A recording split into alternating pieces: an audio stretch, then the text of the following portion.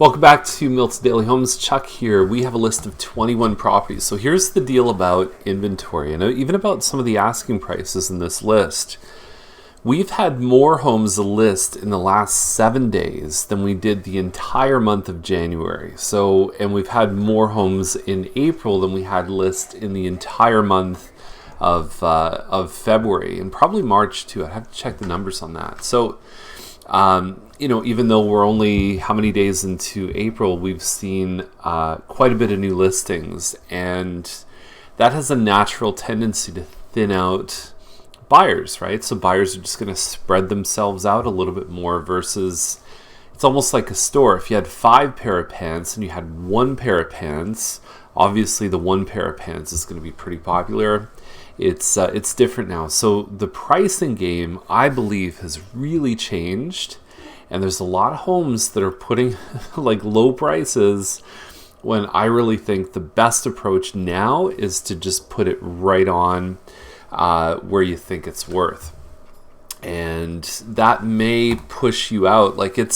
You'll see one in today's list, actually the first 2. So this one's at $399 on Childs, and the other one is $479. And functionally, they're the same layout. There's different finishes, obviously. Most condo townhouses, if they're in half decent shape, are selling for more than $500 now. So would it be better to put something at $499? Would it be better to put it at $519? Those are questions you can't really test in an experiment. So what I'm saying is with talk of Ontario budget and so on and so forth, I think that it's an interesting time to be selling real estate, and I can see certain signs that things are loosening up a bit from a buyer end, and it's about time because it's been pretty rough for buyers for the last few months, and even for most of last year, but that was nothing compared to 2017. So I like this one on McKay. It backs onto green space, which is nice. It's 1130 square feet. Nice finishes in here, but you wonder sometimes, things like that. I don't know if that's the area that you do wallpaper in, a small space. I've always seen wallpaper as you put it on a big wall as an accent, and they've used that wallpaper downstairs. But there's clearly a lot of work that's been done to this home. And I do like the fact that there's another bathroom in the basement, because this home only has 1 bathroom per floor. There's a full one up top. There's a powder room on the main level. And then you've got, in the basement, the extra washroom, which is great. So, and I've said this before, if your laundry room looks good, there's a good chance that the rest of the home is probably pretty great too. It's just a kind of a canary in the coal mine, with no other information. I could look at that and say they take good care of their house. And there you go, nice view off the back there. So this one's heading higher than 600. I'm okay with underpricing in this price range because there's not a lot for sale, especially 2-story homes. So I think that this one has the boost factor.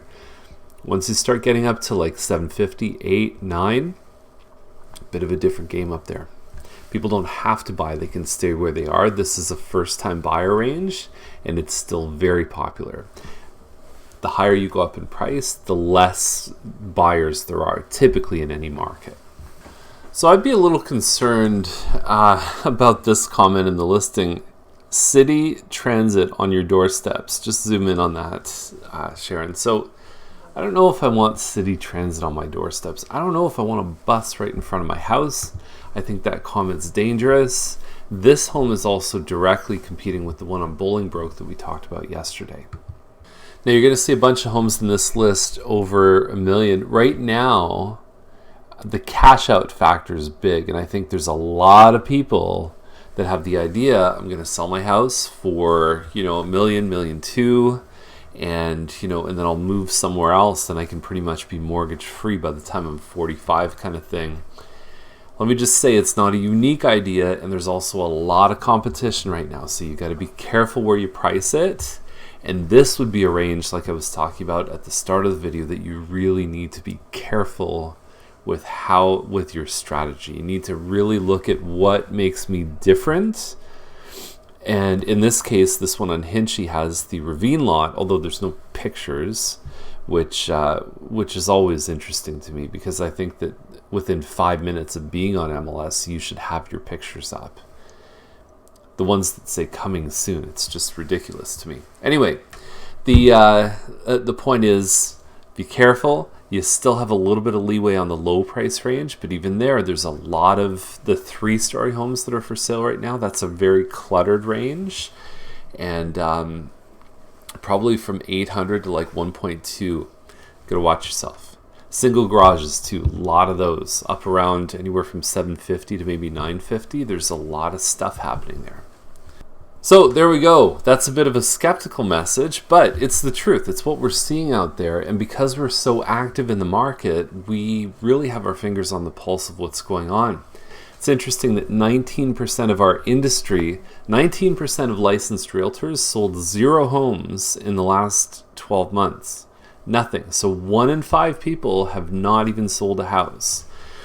And then 72% of realtors have sold less than 6 properties in the last 12 months too. We're in the 0.1% of realtors that sell more than 100 homes a year. And I'm not saying that to brag. I'm saying that because experience really matters, and finger on the pulse is what we're about. We see everything from web clicks to inquiries, calls. We're in conversations with dozens of buyers every week. Dozens of sellers. So it's just, you get a really good perspective on what's going on when you're this deep in it. So have a great day. We'll see you tomorrow with more Milton Daily Homes.